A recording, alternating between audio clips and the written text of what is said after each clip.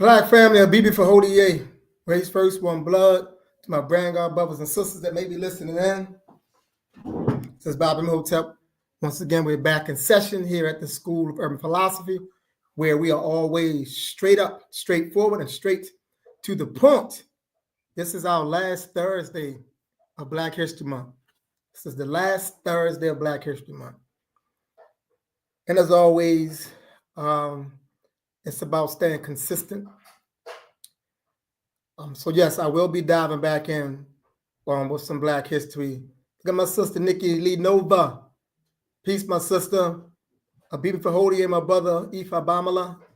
Bibi Fahodier. So yes, let's just real quick. I want to touch on a few things. It's just some things that's just happening with our people. The other day I was in Washington D.C.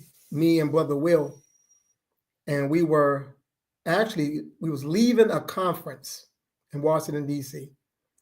and we were walking out of the conference on our way back to the vehicle, and we was just we was engrossed in a conversation about our experience at the conference and other things, but just pretty much focused on us. And it just so happened that as we was walking, a brother was riding by on his bike, a pedal bike. He was riding by on his bike. And we kind of cut past a little bit.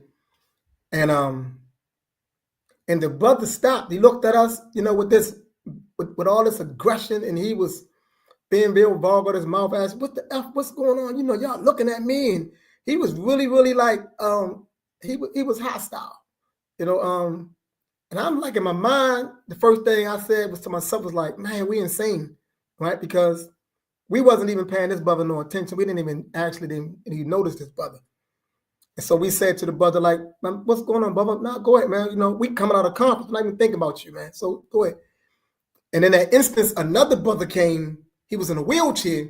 He came up to us and began to talk to us about, he saw our energy and just felt like we had good energy and wanted to come talk to us. But it's interesting because the brother in the wheelchair, when he pulled up and began to talk, that instantly kind of de-escalated the situation because we no longer was focused on the brother like that. We still had him in our peripheral, but we began to engage with the brother in the wheelchair. And then the brother that was on the bike, eventually, he went on about his business, went up the street. So, I wanted to share that tonight because, like, the insanity that's running rampant in our community is real. It's a real insanity that's not being recognized because the behaviors are so prevalent that we think it's normal. Like, it's so prevalent for us to be in this hostile mode always. And so we don't see, like, no, there's some other stuff that's going on psychologically when you catch eye contact with another Black person and you automatically assume that Black person is being hostile and then you automatically in the defense. That's the type of insanity that we're dealing with. And I wanted to talk about that a little bit before I transition. I may talk about this the entire time because it's very important, and we have to begin to look at that. And, I know we talk a lot about mental health. I'm of the mindset of I'm where Dr. Wade Noble's at. I believe we beyond mental health. I believe it's at the spirit level.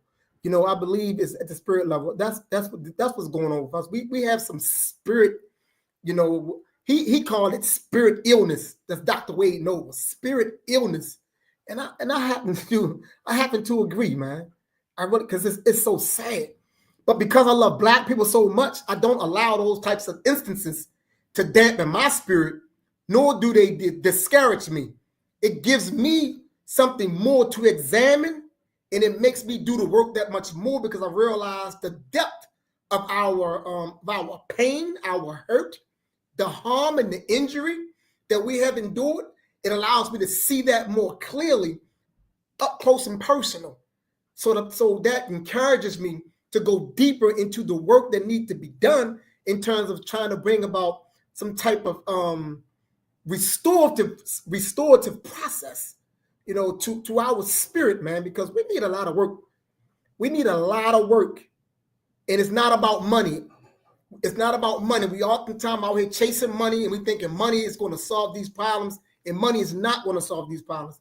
Money will allow a person to have some convenience, but convenience doesn't bring about healing. Never did, never will. Convenience doesn't make you well. It never did, and it never will. You see what I'm saying?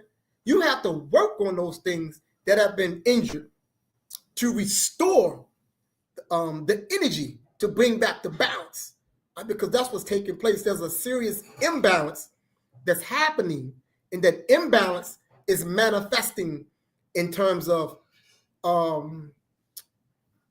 domestic issues, right? The imbalance, it manifests as that, the inability to be in union with one another, right? The inability to perform at that level, right? That's the imbalance that's going on inside of us. The inability to be in family, to be in community, to be in organization, right? That's the imbalance. That imbalance is dis-ease. Let me say that again. That imbalance is dis-ease. It's a disease. It's a spirit disease. And we have to go and look at it and address it. We have to address it. And we look for too much entertainment. And I'm not saying that there shouldn't be relief. We should have relief, but the relief should be purposeful and useful, not leisure. Like this leisure type of entertainment where, it doesn't require you to look at yourself. You're just laying and languishing in a bunch of inordinate laughter. We got to get out of that state, because the entertainment serves the same function in this context that I'm speaking of. It serves the same function as heroin, cocaine, or alcohol. All three are used to numb the user of his or her pain in an effort to escape his or her current reality. And that's what we do with entertainment. We use it the same way. We use reading books and knowledge the same way, looking at all the YouTubes, going to all the lectures, and the same way. Like we use it to numb us. It becomes like an opiate. No, we don't need numbing. We got to deal with it. We have to deal with it. So what I would submit in that regard is part of dealing with it. It's more to the process than acknowledging, because oftentimes we think the acknowledgement is sufficient. The acknowledgement is not sufficient. That is the very, very basic beginning. Listen, I say that is the very, very basic beginning to a journey of restorative wellness. That's just the beginning, to acknowledge. So you just can't acknowledge and don't follow up with no hands-on work. You have to change some things about yourself. You have to kill the ego. Kill the ego. We use the ego a lot. We talk about the ego a lot, but think about the ego. Right? If you was to define the ego, because the ego comes out of Sigmund Freud's psychoanalytic framework, the ego. But when you go into and define the ego, that thing, that entity that's being defined by Freud and whomever uses the ego, that is not an African concept. That's not a black concept. The ego is not a black concept. Everybody like, oh, what Bible talking about? The ego? Not, yeah, man, I know them niggas got egos. Yeah. So that, let me break it down, right? The ego, the id, the ego, and the super ego. Right? Essentially, the id, the ego, and the super ego within the Sigmund Freud's psychoanalytic framework are in conflict. They are in conflict. The id, the ego, and the superego are in conflict. Now, when you think about the African worldview or the African psycho-spiritual framework, you don't conceive of the personality being in conflict with itself, right? See, for us, the personality works in unison to produce and bring about wholeness. So you don't look in our psycho-spiritual framework and find the personality fragmented in the sense that it's in competition with itself. The ego, the id, and the superego are in competition, but they essentially make up the personality of the person from this particular perspective. Right? Now, that thinking is not our thinking. However, have we been infected? Have we been infected with it? Yes. Yes. To a great extent, many of us have been infected with it, but it's not ours. So the same way we have been infected with it, we can get rid of it. We can rid ourselves of it when we come back into ourselves. So that's the reason why when we talk about spirituality in an African context, we're talking about a process of remembrance, remembering who we are at the ancestral level and at the spirit level. That's what this is about, to remember, because that remembrance allows us to orientate ourselves, and that orientation brings about a type of psychological stability, because it's the instability psychologically that produces most of the conditions, those maladaptive conditions that impacts our behaviors in an adverse way, is linked to the psychological instability that most of us are just carrying around inside of our beings. We are fragmented on the inside of us, and the fragmentation at the psycho-spiritual level is what's manifesting at the social level. So when it's come to us to be in relationship with one another, we struggle in that regard, because at the internal level, we are already fractured.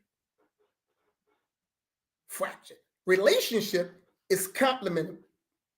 It's a complementarity type of thing. When you talk about relationship, you're talking about reciprocity. Reciprocity does what? Reciprocity produces wholeness, togetherness, right? That can't happen when you got two people that's fragmented and they are operating from positions of fragmentation, psychological and spiritual fragmentation. It can't produce no wholeness like that. Can't produce it. And that's what we're dealing with. That's what we're wrestling with. We're wrestling with that type of stuff. People who you can't have a real conversation with because your truth is received as an attack against them. But the reason why your truth is received as an attack is because they are already psychologically weak. They're already psychologically weak, and they're already psychologically broken down and spiritually fragmented. So truth irritates them. Truth becomes an irritant to them. And think about it. I'm quite sure most of y'all have experienced this. You may have been the person giving up the truth, or at some point in your life, you may have been the one that's receiving truth who couldn't receive truth. But the part of growing means you got to be able to be honest about where you are at on your own growth process. See, a lot of times we talk about we want to grow, but we're not honest enough with where we at in our own personal growth process. Everybody want to present themselves as if they have already arrived. You know, so we hide the ugliness about who we are. We hide that, but the ugliness always reveals itself, though. Whenever you are required to be mature, your ugliness show up. When you're required to make a mature decision, to have a mature conversation, your ugliness show up. The ugliness that you want to hide, it shows up. Like when you are being held accountable, your ugliness shows up, right? Because to be able to receive accountability speaks to a type of maturity, a psychological maturity, because accountability falls in the psychological realm and in the spiritual realm. It means that you are developed psychologically and spiritually to be able to receive accountability, because you're not threatened by the person that's bringing it to you, because you have a relationship with that person and you already know that person's heart, and you know that he or she does not mean you any harm when they come to you and let you know, hey, yo, check this out. You are out of line. You can receive that because you're mature enough to receive it. But when we can't receive it, it speaks to the psychological and spiritual immaturity, the fracturedness that exists inside of us. The fracturedness that exists inside of us. And many of us are out here trying to what? We're trying to gloss over it rather than dealing with it. We are trying to put up a charade, for instance, right? We're trying to act as if it doesn't exist rather than dealing with it. But it shows up whenever you are required to show up as a mature human being.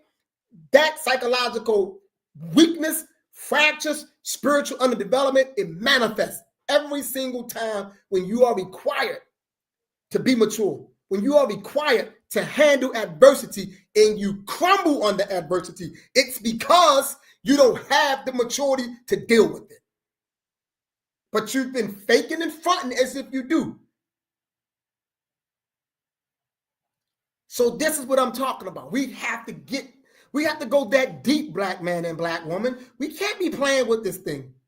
We can't be playing with this thing. We got to be serious about this thing. And we got to understand a lot about who we are as a communal being. I'm not even going to say as an individual, right?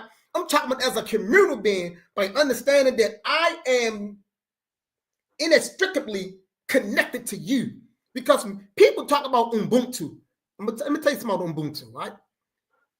And what we have done, we have reduced Ubuntu over here in the Americas. We reduced it to a simple phrase, and we don't even know how to truly interpret the phrase. I am because they were, therefore I am. That's what we says. You know what I'm saying? And that's okay, but we gotta go deeper than that, right? Because we don't want to turn our wisdom traditions into platitudes or trite statements. We don't want to strip our wisdom traditions of its potency because we are unwilling to dive deeper in and understand the deeper meaning behind what we hear.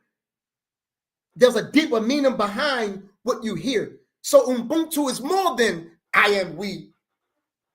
I am because they were, therefore I am. It's deeper than that. It's deeper than that. Ubuntu essentially breaks down to the appropriate science of life, right? It's about human treatment. See, Ubuntu is predicated upon this here. It's predicated upon me. I see my brother. I see Dr. Winkler on here. All right, that's my brother right there. Good man. So I'm gonna use him and to explain Ubuntu. See, this is Ubuntu. See, Ubuntu is this. See, I am going to extend my brother the highest regard. And the reason I'm going to extend him the highest regard is because my existence is contingent upon his existence. And because my existence is contingent upon his existence, it makes sense for me to extend the highest regards to him in terms of treatment. So I treat him as the divine being that I recognize him as. And because he's my brother and we are of the same mindset, talking about Ubuntu, he reciprocates. So when we have a system wherein everybody is striving to treat the other with divine treatment, you produce the highest quality of a human society. That's Ubuntu. It's deeper than I am because they were, therefore I am. It's deeper than that. It's deeper than that. It's the science of perfect treatment of the human being, man. Your brothers and your sisters. That's what it's about. It means that we are in this reciprocal relationship with one another, knowing that we each requires each other's existence to be at the highest level. I'm no good if I'm at the highest level, then everybody else around me is at the lowest level. What does that say about me? Only in an individualistic society is that okay. What does that really say about you if you're at the top and everybody else around you is beneath you? No. If you do possess something that others don't possess, it's your duty to extend what you have to others to raise them up. That's your duty. That's Ubuntu. That's Ubuntu. And when we start thinking like Ubuntu, we can heal some of the sickness that we have out here. Some of this black insanity that's running around. We can heal it when we really understand what it means to be black and stop thinking about what these other people have told you what black means, right? You're listening to people that's anti-black telling you about what black is. That don't make any sense. That's like listening to a person that's anti your family, and then you listen to them when they tell you things about your family. They're already against your family, right? So these people that says, according to science, that blacks mean death, according to whose science? So that's why I argue, you know what I'm saying? There is such a thing as white science, right? I'm talking about at the subjective level. Because science is this quote unquote objective science that they talk about, it doesn't exist, right? It doesn't exist. You know, you can always take whatever biases and whatever your ideologies and frameworks are into your science. So nobody can tell me that according to science, as if you're talking about something universal, black means death, because that's not true. Because when you go look into African science or people of the African spirit systems and you talk about black means something different. It means it's sacred. It means divine. Right? So that's why I don't listen to those people who say stuff like that. You can believe what you want to believe. But when you use your belief as a weapon against me and mine, then it's a problem. I don't got a problem with you believing that what you want to believe. But don't turn it into a weapon and try to use it against me and mine, because then it's a problem. It's a major problem. Because black is that's the essence of what we define as being existence. Nothing precedes black. Nothing precedes black. And in any spiritual system or religion, when you talk about what they define as being creation, you're going to run into blackness in any one of them systems. In any one of them systems, you don't see them talking about creation coming out of blue. Creation came out of white. Creation came out of pink, right? In any system you go in, creation emerges out of what? Out of what was all over the quote unquote earth or whatever? Blackness, because black is divine. Black is divine. And we need to know who we are, know our stuff. Simple as that. This is what we're dealing with tonight, you know, because this is history as well. And we got to be very clear about what's going on in this world. And we got to stop always submitting to other people's definitions of us who don't mean us well. Because there is no other people standing on this planet that has a monopoly upon how they're going to define reality. You define reality from your own cultural standpoint. That's how reality is defined. You don't let no other people define your reality. You don't let no Chinese people tell you what it means to be black. You don't let no European tell you what it means to be black. You don't go to no white sources to try to understand the meaning and the depth of what it means to be black. You go to people that's black who understand what it means to be black. You go to the Kim-2 people. They told you. That's where you go. You don't go to the Japanese and say, hey, man, what do black mean, man? Enlighten me on black. You don't run to, and then we listen to people say, well, you know, well, black, man, you know, they gave us black. You know, they didn't give us anything. They didn't give us anything. We can believe that when we don't really know. They didn't give us anything. We had already associated ourselves with black before we even encountered them beings. Before we even encountered them, we had already associated ourselves with black.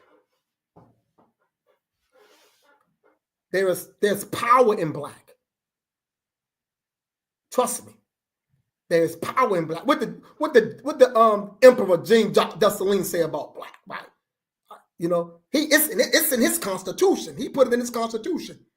You know, Jean-Jacques Dessalines put black in the constitution. Come on now. Come on, we got a whole lot of work to do. We don't got time to be playing games out here. We don't got time to be getting caught up with all these people. We got to do the work, man, and we got to be serious by first and foremost constantly working on ourselves. See, wholeness is what you must maintenance, right? You don't say, well, I'm whole, I'm restored, and you don't maintenance it. Like you got to maintenance it. You got to keep it up. You don't say I'm spiritual and you don't do no ongoing work to maintain it, because everything else is still moving around you. So if you're spiritual, you're only spiritual to the degree that your spirituality is in perpetual practice. Like, you're not spiritual because you can recite certain proverbs or aphorisms or read certain verses out of certain spiritual or religious text. That doesn't make you spiritual. You're not spiritual because you know some phrases from some spirit systems. You're not spiritual because you've been exposed to some ceremonies from some spiritual system, because you've been exposed to some Akan ceremonies or Yoruba ceremonies or Igbo ceremonies. That's not what make you spiritual. Yeah. So those things they play a part. That don't make you spiritual. What makes you spiritual is how you treat your brothers and sisters. That's it. That's the only way I can determine your level of spirituality, is how you relate in the social world. If you mean-spirited, you nasty, you're a liar, you lack integrity, you have bad character, but yet you can cite the entire Quran. You can recite the entire Bible. You can tell me all of the Akan proverbs, but if none of that stuff shows up in your social life, in the sense that you can add value to the world, then why would I call you spiritual? And why do you even think you're spiritual? Because you've been lied to. You've been lied to. Most of the people that call themselves spiritual, they don't even understand that spirituality is about how we behave in relation to one another. That's what it's about. Listen, let me be real clear. The human being, the black man and the black woman, are essential in anyone's spiritual framework, right? So the relationship between the black man and the black woman is essential to spiritual awareness, right? That's not to say that everybody's going to be good, right? But you should be good, right? You shouldn't be a person who say you're spiritual, but you have no real long-lasting good relationships, right?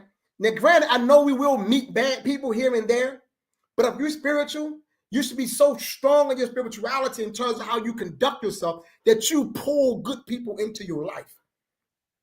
You pull good people into your life because you're good, right? There's an overwhelming good that's about you, right? So I quantify your spirituality by watching your behavior. Let me say that again, right? See, I can quantify your spirituality by watching your behavior. When your behavior is less than good, right? Then I question to what degree you're spiritual. And that applies to me as well. So I strive to keep good behavior, to let my word be good, to think good, speak good, and do good. That's it. That's the trifold. Of spiritual expression, man. Think good, speak good, be good. Right?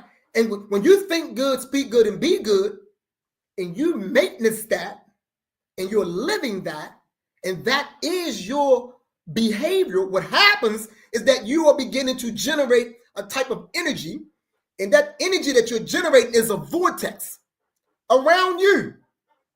And what happens is that vortex that's around you, it pulls people into your sphere. It pulls them in. And then the people you pull in, who also have a good vortex around them, you and that person or persons, y'all build dynamic relationships, Powerful relationships. Why? Because now you are a living testament of spirit power and spirit energy manifesting in the physical realm. And that's what it's all about. You treat animals good, you treat nature good, you treat the ancestors good, you treat the divinities good. That's what it's all about. That's what it's all about. So because we are in the land that we are in, and we've been beat down so much in so many ways, we don't really think we have anything of value to add. We don't think we got anything of spiritual value to add. We don't think there's no good with us. So we're trying to escape ourselves. We're trying to escape from being black men and black women born and raised in the United States of America. But I say this, black man and black woman, don't escape. Don't escape. Like, we are a unique African people. Let me say that again. We are a unique African people. We are a sleeping giant in the world, man. We are an unknowing leader in the world. We are what others are seeking to be. We are. You know, there's a term, you might look this up. I forget the term because it's been some years now, but the Japanese, is it Japan? I think it is Japan, right? So, but it's one of those Asian countries, but most definitely, I'm gonna say Japan. You could probably look it up real quick if you want to. But I think around in the early 2000s, something like that, they began to create what they defined as being a subculture. And in this subculture, it was Japanese young people patterning themselves after black people. You know, patterning themselves after black people. They was watching us. They even began to try to wear their hair out, adopt our styles. Right? That's the power of us.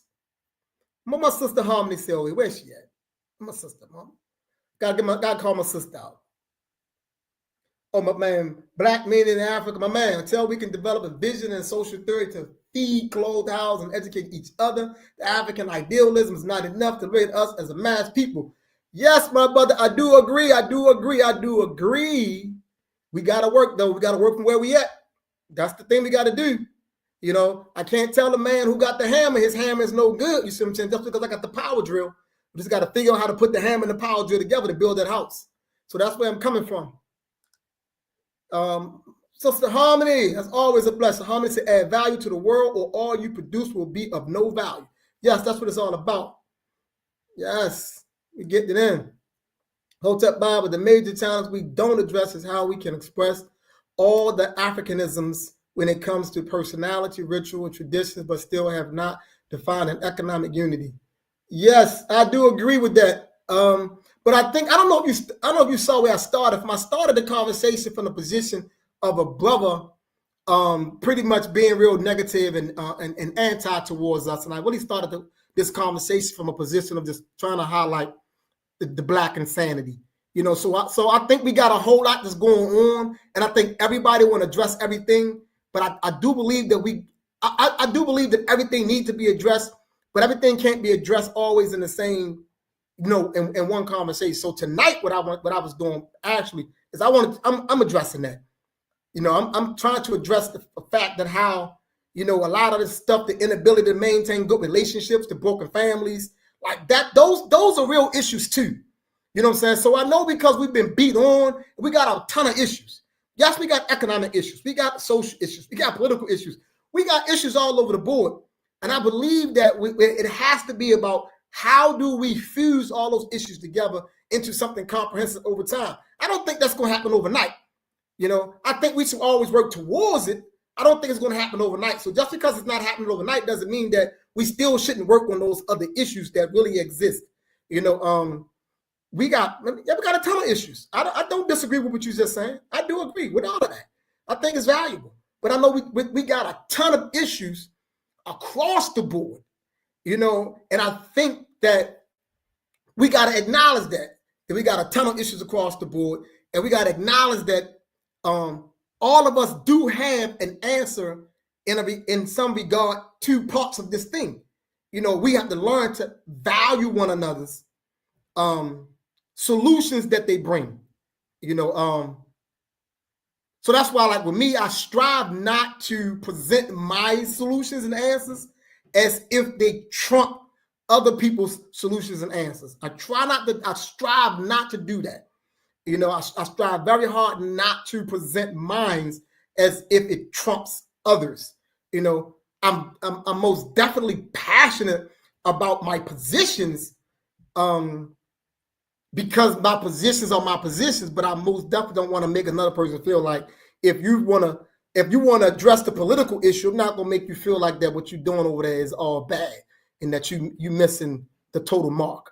You know, like with Dr. Martin Luther King, I don't necessarily subscribe to his position, but I know that King played a part, and I acknowledge King for playing his part. You know, William Whipper, you know, in the 1800s, he took the same positions as Dr. King.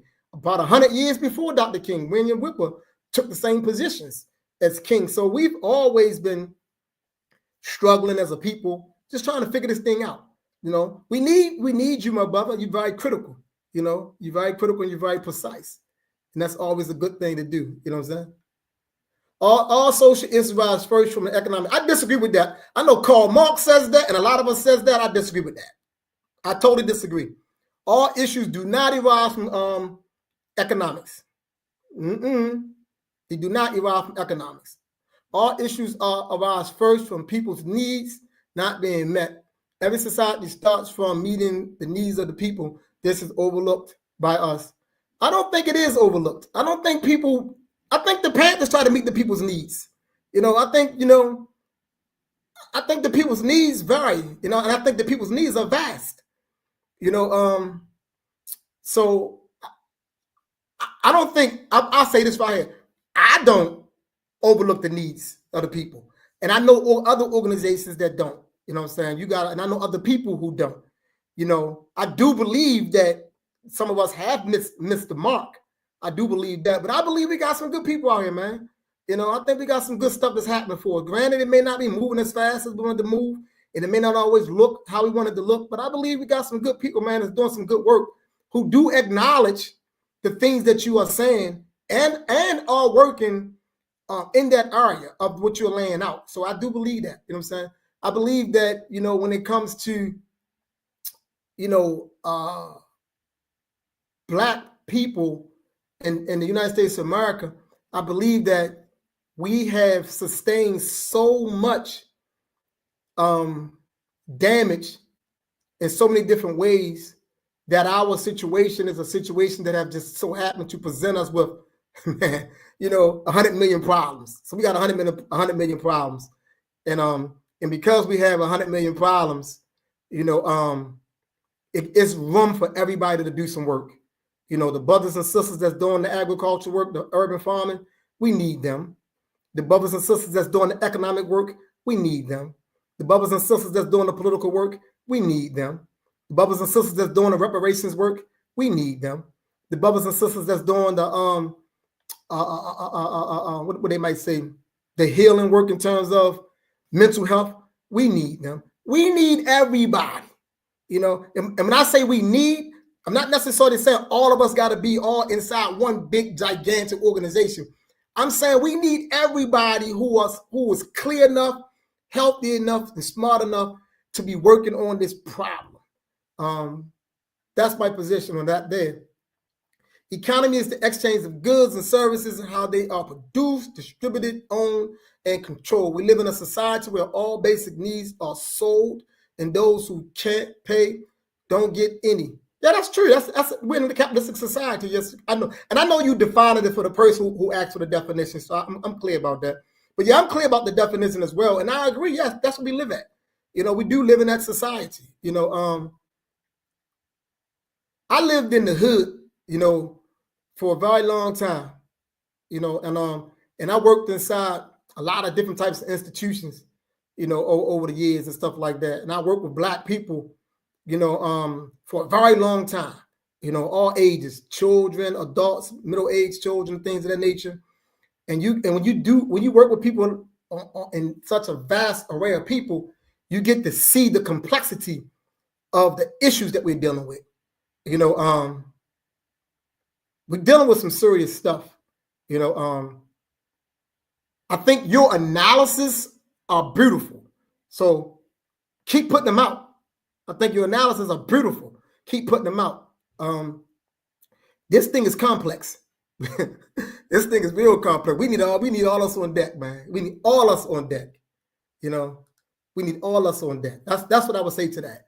And that's what I've advocated a very long time. And I believe that if all the people that's serious, that believe economics is the issue, then we need to get all those people together in one room, some kind of way, if that's possible. Now, I know I'm theorizing, so we ain't got to knock it down. We ain't got to beat it all up, right? So I'm theorizing right now. I'm just throwing it out there for conversation. If all the people who believe economics is the way we need to go, then they need to be rocking together. You know what I'm saying?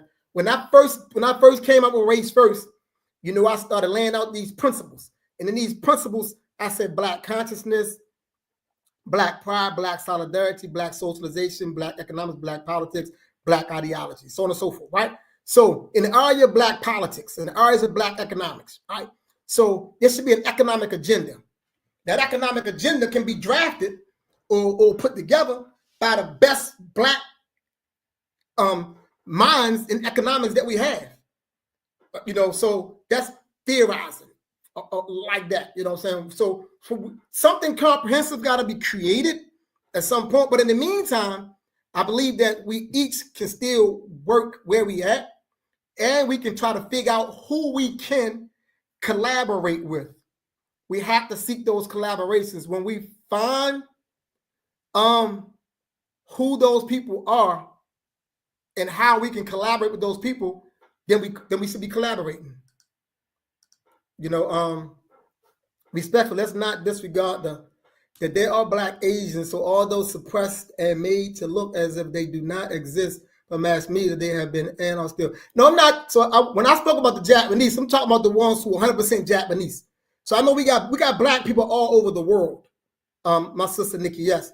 But no, what I'm talking about is a phenomenon that developed in the early 2000s. They are full-blooded Japanese people, not, the Blacks that are there. I know we are there, but I'm talking about these Japanese people.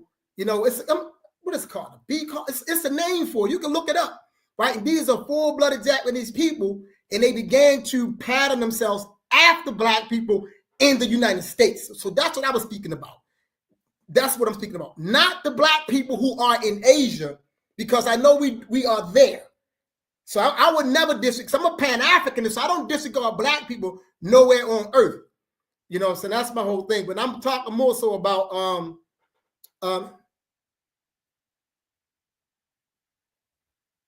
yes, I appreciate that. Yes. So I wasn't, like I say, I'm not talking about the Blacks that are there. I was talking about the full-blooded Japanese who have, and the reason I brought them up was to make the point that Black people are leaders in the world.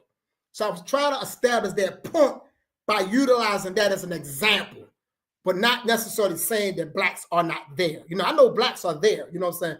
Like I say, I'm a Pan-Africanist, and I pull my Black people from where they are at, and I acknowledge that. But these are full-blooded Japanese people who have who was adopting, to try to pattern themselves after Black people. That's what's up, my sister. Peace, no doubt. There is no single social problem that is not linked to the lack of deprivation. We have to understand this before we can unite. Replace the words economics as a word with sustainability.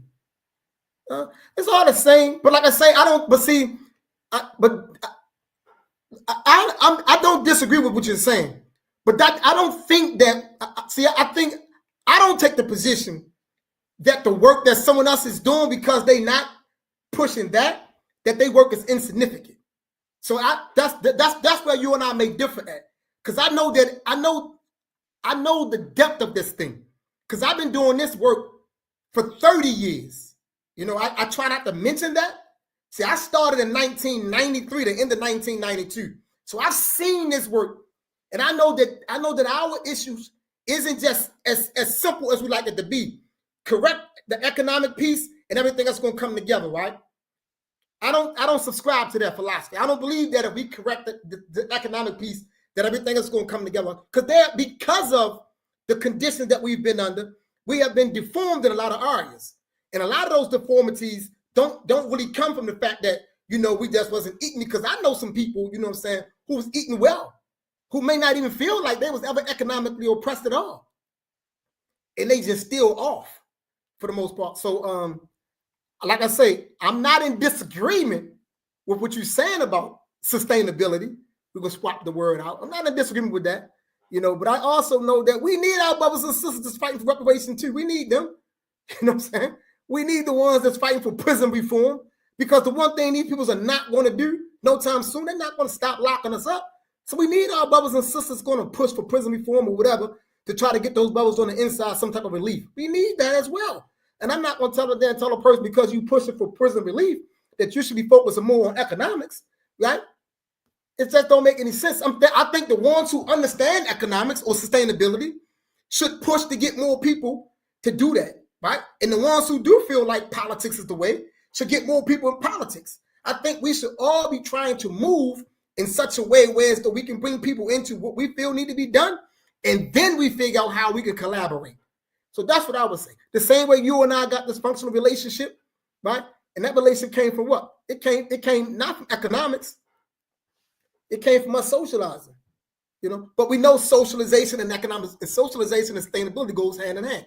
You and I know that. We're very clear about that. But there's a huge difference between doing community work and actually building an independent social system or nation. All the churches, nonprofit, and communities orgs do great work. Yes, they got to start somewhere, right? They got to start somewhere, So like, an actual independent social system, it has to start. It's not going to be full fledged. Like Kemet didn't come into being full blown, So it's not going to come full blown. It's going to be a start somewhere, and that start could just be this conversation right here. That start could be this conversation. That's all I'm saying. See, I'm not in opposition to what you're saying. I'm in agreement with what you're saying, but I'm just adding on other layers. So I agree with everything that you're saying. We need independent social systems. I get that. And I'm with that 100%. I know we need to be broken away from these people. I get that. And when you receive my books, your books, did you get your books yet, brother? Because everybody else received theirs, man. Let me know you received them books, man. Because when you get them books and you're going to read in there what I think about, you'll see some more of my thoughts in some of those books, and then you'll see like what I'm saying, what I'm advocating. But yes, I sent your books up. You should have received them by now because Baba Baruti got his all the way down in Atlanta. Community work under this white capitalist system is just survival work without any alternative socioeconomic and political agenda. All we do is survive and borrow time. Don't we need to survive? We need to survive. So even if our survival today allows for another generation to build the institutions, then we should survive, right? That's how I look at it, But I'm not gonna. I just can't. I can't step on nobody's good work when I see people out there. You know what I'm saying? When I see people out there in the rain, sleet, and hell, man, trying to help black children and stuff like that, I just can't say it's to no avail. When I see people getting people off of drugs, I can't say it's to no avail. When I see that. When I see people that was out here robbing and stealing and killing black people, man, when I see them stop doing that and they change their lives, I can't say that work was no good. I can't do that. I can't do that. I've seen too many people, who was a serious problem transform their lives and begin to really, really help us. So that's why I see that. So yes, we got to survive. But I do understand what you said. You began this evening speaking about the illness our people suffer from spiritually. Much appreciation. Yes.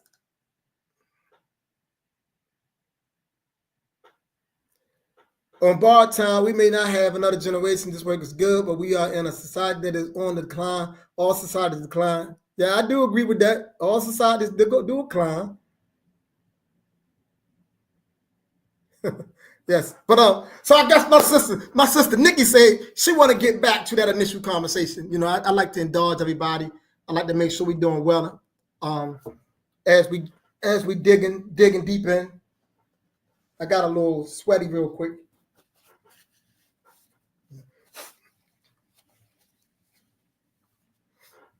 But yes, but man, it really comes down to on a lot of levels. Like my emphasis tonight is on each and every one of us, and that cannot be overlooked. You know, we have to be able to focus on ourselves and understand how we can become useful as human beings, and always keep in mind, and always we must always keep in mind that when we talk about the human being, we must talk about the black man and the black woman. We're not here to include latecomers on the scene as human beings. But when it comes to the illness that I was speaking of, and I want to talk about that a little bit more, that illness I classified as being black insanity. And that black insanity for me, you know, to a great extent, it's the inability to function and operate in harmony with your other brothers and sisters. You know, it's that person that you might say, man, she toxic or he toxic. It's the person that's always lying. It's the person who can't accept accountability. It's the person, you know what I'm saying, that that's never on time. And every time you say something to him or her about not being on time, they got something to say back. Right? It's that type of individual. It's the person that's always lying. It's the manipulative person. It's the person who believes that he or she can omit information to move things in his or her favor and don't understand that that is a problem, right? You omit facts, but you don't think you lying, right? That's a type of insanity because you intentionally omit those facts so that the conversation can go in your favor, right? That is lying, and lying is dis-ease in the African framework. The reason is dis-ease because lying leads to disorder within the family, the relation, or the community. And wherever disorder is brought into, that disorder is what? It's evil. For us, disorder is evil. So it's about how do we maintain the harmony. So we have people that's moving like that. You know, you got people who they follow the European philosophy of, they say, well, I'm gonna try to get this little statement down. You know, I don't subscribe to it, but when I say it, you're gonna know what I mean. Ask for forgiveness rather than permission. You know, you got those kind of people, right? They do things and then they come to you and bring it to you like this, like it's a conversation, but they've already made that decision and did it anyway. You know what I'm saying? But now they coming to you like it's a conversation to hear what you gotta say. And then once, you know, it kind of go the way they wanted to go, you know what I'm saying? They make it appear as if they asked you. But they didn't ask you. They already had made that decision anyway. You know what I'm saying? It's that. And people think that you don't peep that type of stuff. See, I see that kind of stuff all the time. I just don't say to them about it while you're doing it. I let you do it 3-4 times, 4 or 5 years. You know, see how long you're going to keep on being out of character, thinking that you're slick and you're sly, right? But that is the evil. You know, that is the evil. And that right there, it destroys relationships. You know, and that's because we don't understand the importance of the relationship. The relationship between you and your fellow brothers and sisters, that relationship is important. The relationship between you and nature, it's important. The relationship between you and the cosmos is important. And the relationship between you and the spirit realm, it's important, right? You must maintain harmony in all those relationships. And part of doing that is just having good character. Just having good character. Just treat nature right. You know what I'm saying? Treat your fellow brothers and sisters right. You know? Now, I know we struggle with right because we have what? We say things like, well, right is relative. You know? Right is subjective. We start using a bunch of European philosophy to justify being unrighteous. Righteous, man, what's right? Man, that's relative, man, that's subjective. But you know what's right. You know it's wrong to lie to me. I know it's wrong to lie to you. You know it's wrong for, you know what I'm saying, to steal from me. You know it's wrong to ask me to loan you some money and you tell me you're going to give it back to me, then you choose not to give it back to me. You know it's wrong. So we got to get out of those semantics. But that's the illness that I'm talking about. That's the social illness. But that illness, it manifests socially because it already exists at the spirit level. So it's spirit defilement. That's not my term. That is Dr. Wade Noble. Dr. Wade Noble, spirit defilement. That's what it is. And we have to address it.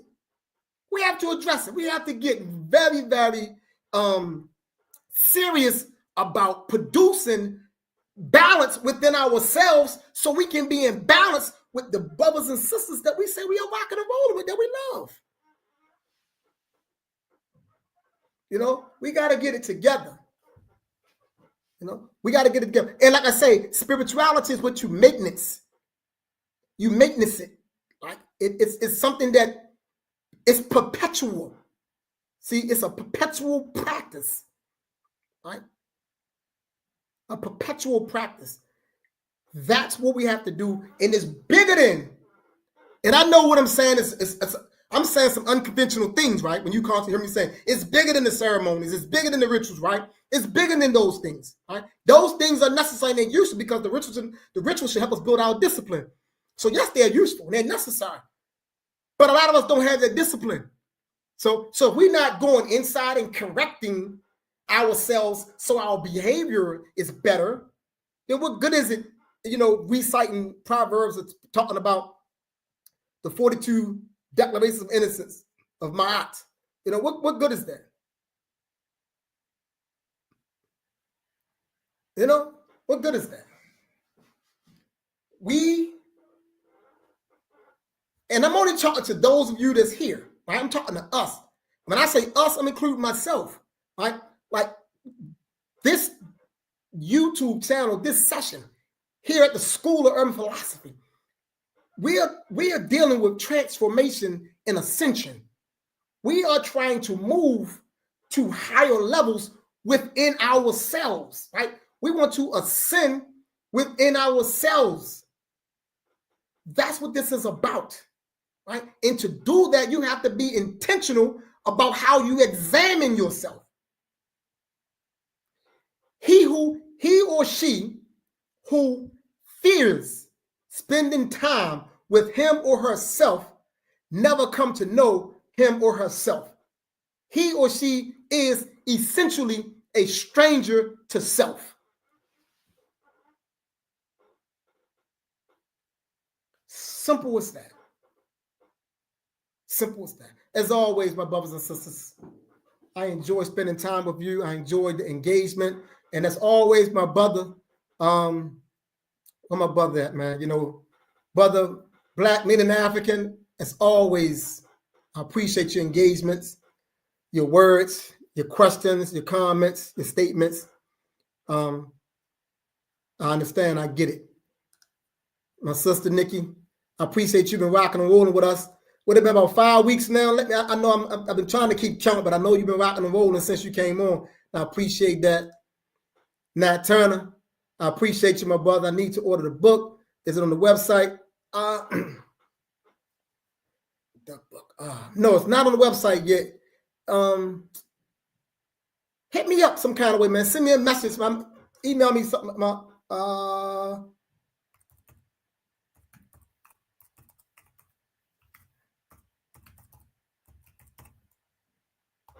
I just put the email in the chat.